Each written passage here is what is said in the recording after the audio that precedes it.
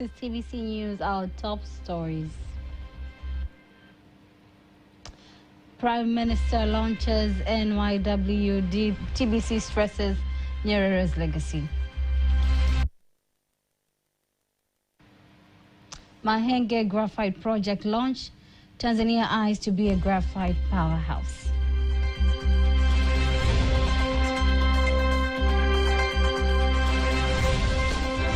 So we are very grateful to be here today because we are sure that Tanzania will be one of the top producers of graphite. Good evening. I am Teddy Mparinyanga. You can also follow us live via YouTube channel TBC Online, and also get all the latest news through our Instagram, Facebook, and X pages at TBC Online. Prime Minister Kassim Majaliwa has issued directives to vocational training institutions and other educational institutions to update their curriculum according to youth policy of 2014 that enables self-employment for youth. Launching National Youth Week in Mbeya region, Majaliwa says the government is prepared to facilitate vocational training institutions to cope with advanced technology.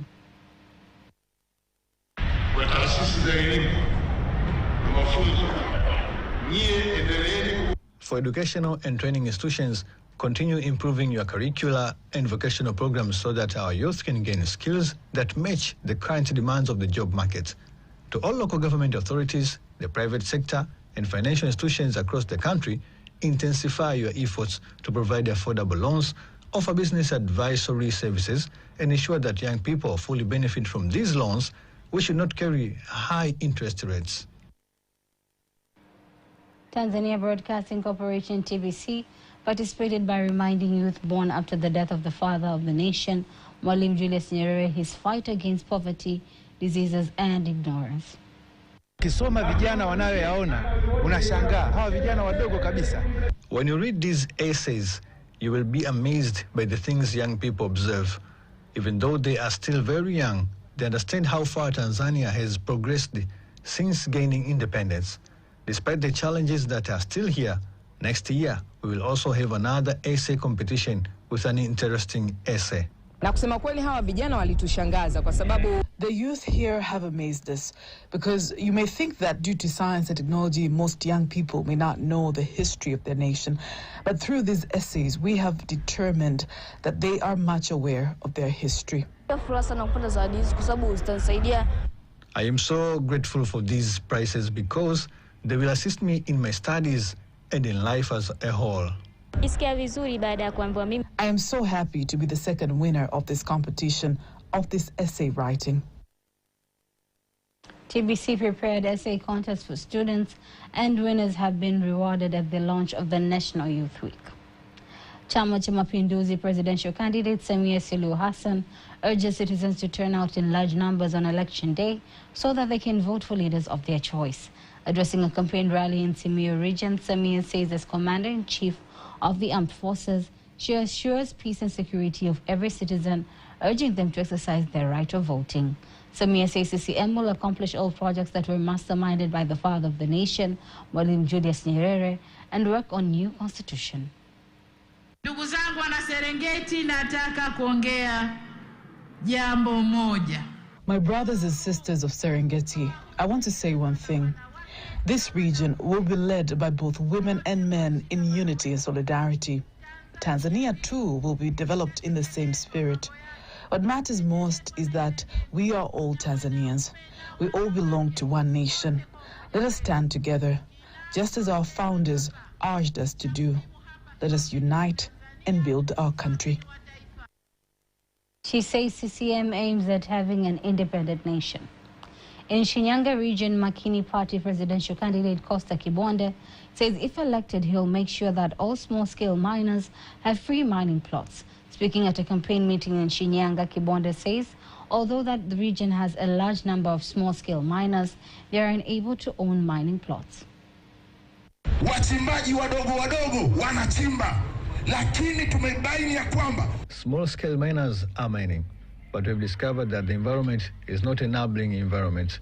The government of Makini Party, once it takes oath on the 5th, I will distribute blocks for free to small-scale miners, and at the same time we're going to bring modern machines for mining so the regular Tanzanian, for the first time, can benefit from minerals and be sure that in the areas they go to mine, the machines will show them that there is something underground.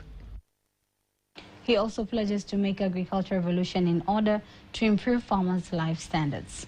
National League for Democracy NLD presidential candidate Doyo Hassan Doyo says if elected, his government will construct 2 factories in Mbeya region in order to develop agriculture sector in that region. Speaking on Uyola and Kabwe areas, Doyo says he'll strengthen the agricultural sector.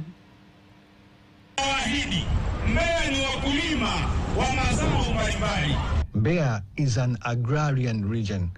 I promise you that if I become president, I will construct 2 fruit processing factories which will add value to fruits that you produce. That will enable the people of Mbeya to get permanent jobs. We will also gain stable income. He promises to have a 4-lane road from Igawa to Tunduma so as to have better infrastructure network and advanced economy. And on to the next news. Tanzania is said to be one of the top producers of graphite in the world, while witnessing the mining sector suppressing country's 2026 target by contributing to 10.1% to the national GDP in 2024. Nasa Kingo has more details. Speaking to TBC News during the groundbreaking ceremony of Mahenge Graphite Project in Mahenge, Ulanga District, Morogoro Region, Minister of Minerals Anthony Mavunde insists Tanzania has significant reserves of graphite, while its global demand continues to grow, making it a possible future top producer of the mineral. It's going to contribute heavily in the mining sector as well as the growth of our economy. So we are very grateful to be here today because we are sure that Tanzania will be one of the top producers of graphite in the African continent and in the world at large, because we know that the graphite is highly needed in the world, and Tanzania is endowed to have these minerals. So I'm very happy today that we have witnessed the groundbreaking ceremony, where I'm sure that we are going to make a very big step in terms of development of the mining sector and the economy as well. Furthermore, he calls on Morogoro residents and Tanzanians in general to capitalize on the project, while some of the government and project leaders outline the benefits of the project to the locals and to the Tanzanian government. To take advantage of presence of this mine, because we are going to reap many benefits out of this in terms of getting to supply commodities and services, but also in CSR. So it's a good thing that people should take advantage of this mine, and I'm sure because of the sensitization that we have done to Tanzanians, people are now very much sensitized to engage in the mining sector. Critically access to hydropower. We will build a power line that comes from Ifakara to Mahenge. That'll power the site, but it also creates an opportunity for other businesses and entrepreneurs to develop their own businesses here. And of course, if they develop businesses, they develop jobs. Well, this project will bring a significant amount of revenue per year. If you talk about, it's about over $100 million of revenue per year to the area, and that we will endeavour. Our strategy is to employ locally, right? To employ as many people as we possibly can locally, and build and educate the workforce, and get them the skills so they can operate in the plant, machinery, and so forth. The project will be carried out by Faro Graphite Corporation, which is a joint venture between the government of Tanzania, which holds 16% shares, and Australia's BlackRock Mining Company, which owns 84%. Reporting from Mahenge, Ulanga District, Morogoro Region, Nasa Kingo, TBC News. The Southern African Development Community, SADC, has evolved from a liberation organ uniting frontline states against colonialism and apartheid into a dynamic regional body driving economic integration, peace, and sustainable development. What began as a political solidarity movement in the late 1970s has transformed into a comprehensive framework promoting trade, industrialization, and regional cooperation across multiple sectors. Faithengaga has more details. Once a region bound by colonial chains, Southern Africa found its strength through unity. What began as a liberation front has now transformed into a community for development, SADC. The frontline states stood shoulder to shoulder, united not just by geography, but by a shared mission to free the region from oppression. When independence came, these nations saw a bigger goal: economic and social liberation. Therefore, the Southern African Development Coordination Conference, or SADC, was born. In 1992, the Southern African Development Coordination Conference evolved into Southern African Development Community. The focus shifted from fighting colonialism to building integration. Now, unity meant connecting economies, empowering people, and ensuring peace across borders. Our gathering here in Dar es Salaam should be an opportunity for us to have serious reflections and engage constructively on what needs to be done to assist our fellow member states. Today, SADC is more than a political alliance. It is a regional engine for trade, energy, peace, and progress.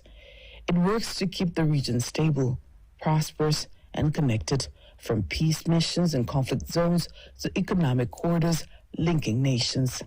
Since it was transformed from being a cooperation conference in 1980s to 1992 to become a community, it bared three major kind of principles. Number one, regional integration. But number two, to deal with the peace and security of the southern region. And number last, to deal with the economic development. These major objectives and goals have lately transformed themselves into a wider sense of nature. And to focus on the security concept, it has developed largely. Today, SADC is more than a political alliance. It is a regional engine for trade, energy, peace, and progress.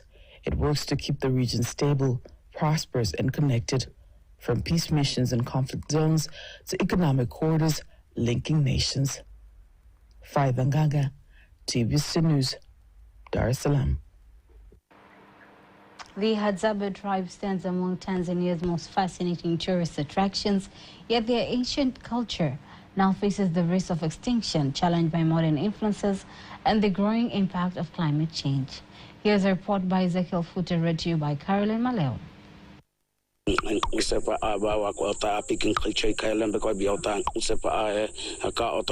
These are not the sounds of birds, but the clicking sounds of the Hadzabe language, a rare and ancient tongue that connects generations through rhythm and sound. After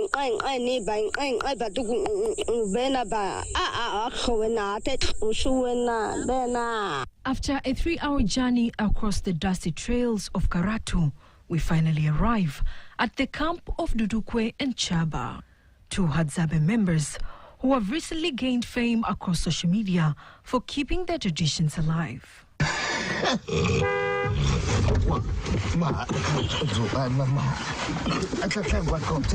The beats of traditional drums echo through the camp, a living heartbeat of one of Tanzania's oldest cultures. Curious to understand more, I asked about their foods and what life in the forest truly means to them.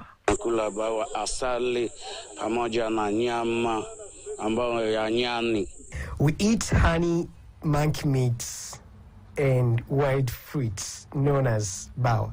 These residents say their culture has brought them not only pride, but recognition far beyond their community.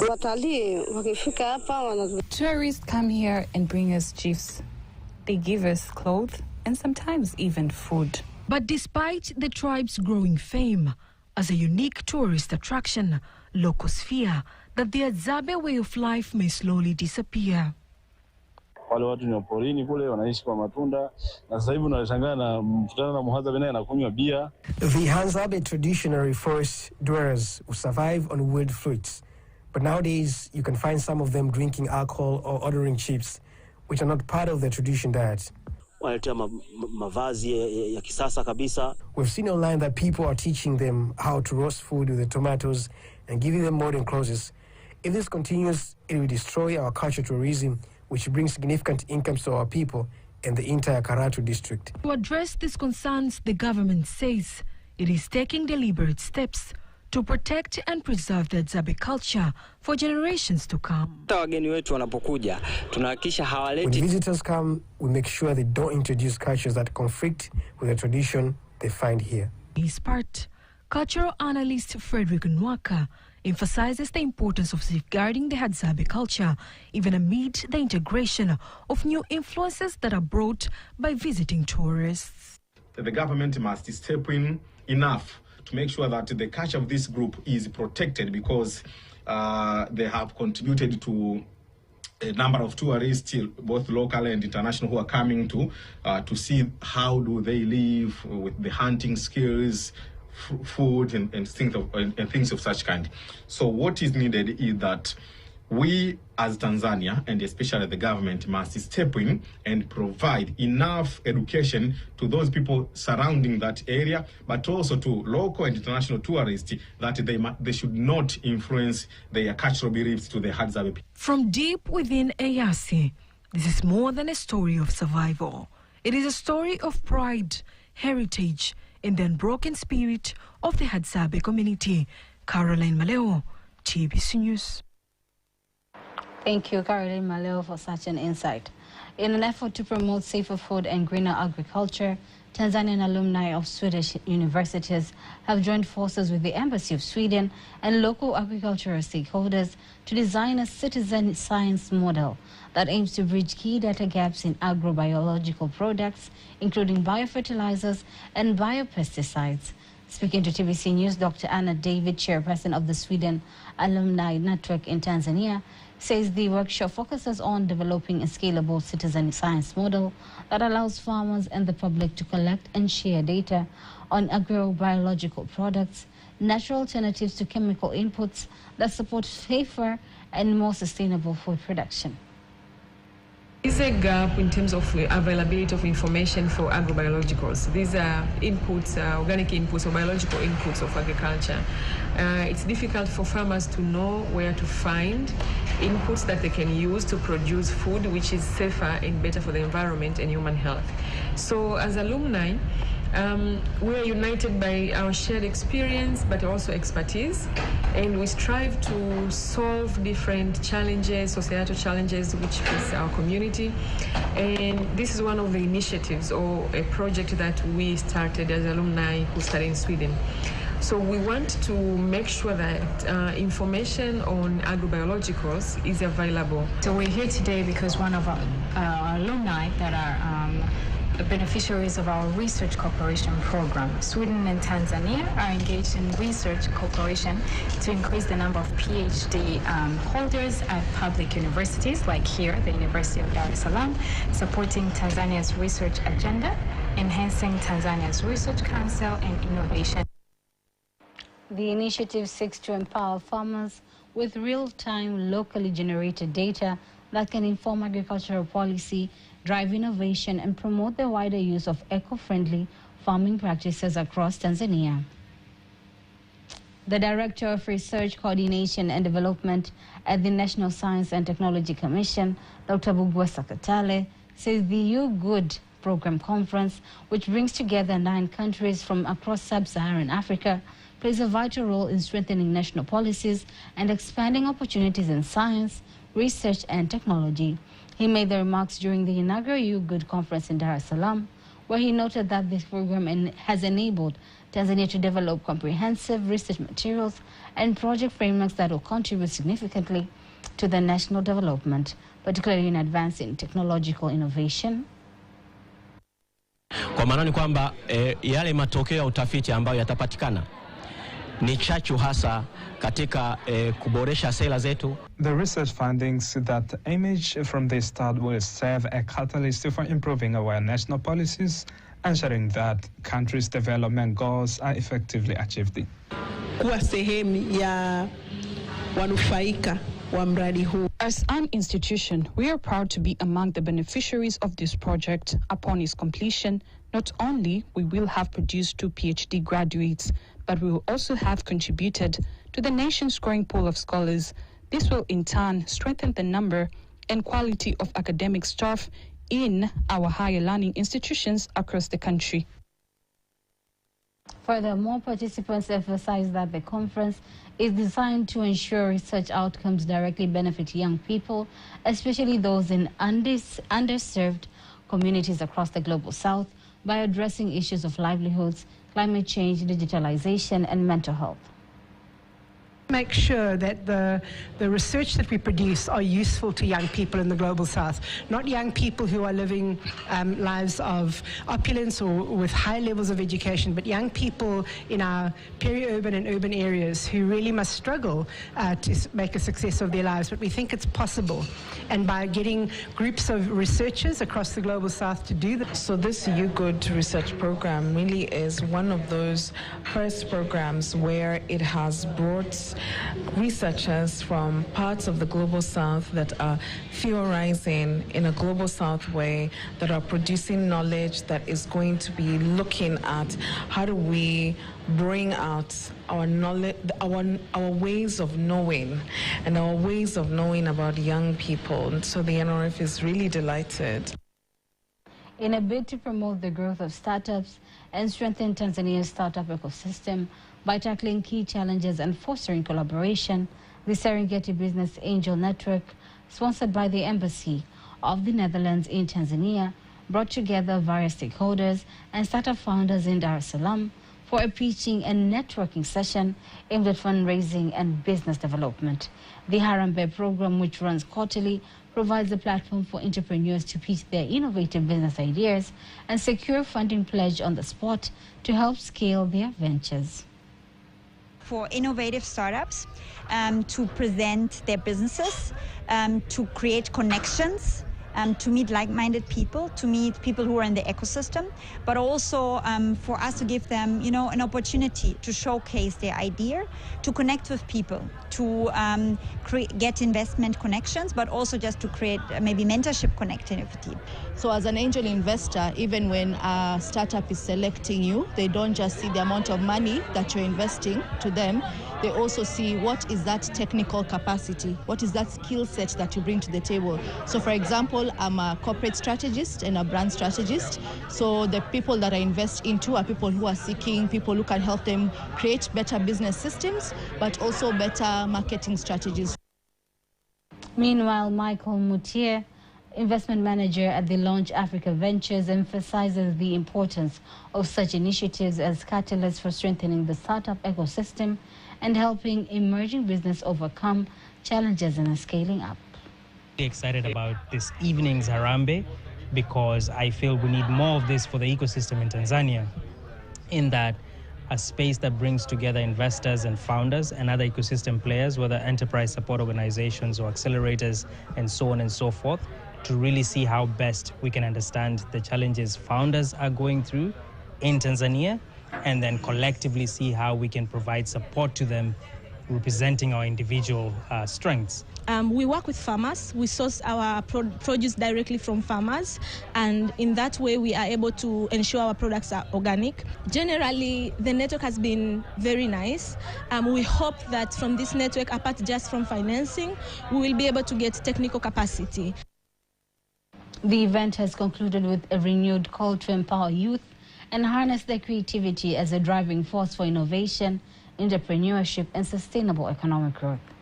As TBC News continues to take you through manifestos of various political parties that are set to participate in this year's general election, tonight we take a look at the Democratic Party.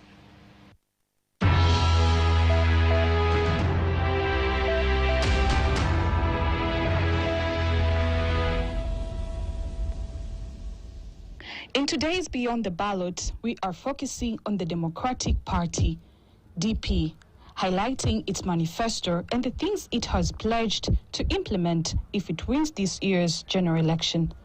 The DP party was registered on June 7th, 2002. Its leader at the time was Pastor Christopher Mtikila, who died in 2015. Pastor Mtikila was a shrewd politician who also served as the pastor of the Full Salvation Church. The Democratic Party has participated in several elections since its inception, including the 2005 elections. In that year's elections, it nominated Pastor Christopher Mtikila to run for president of the United Republic of Tanzania.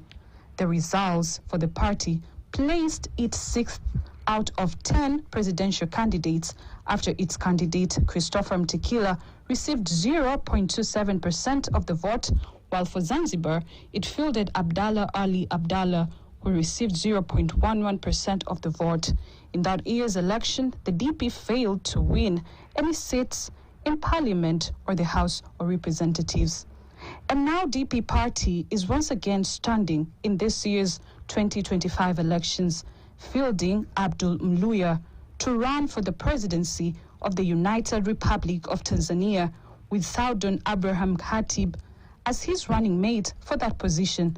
These are the promises of the presidential candidate while in the Mara region. Campaigns are still ongoing and gradually moving towards the decision that will be made by the citizens on October 29 this year. Esther Deus, TBC News.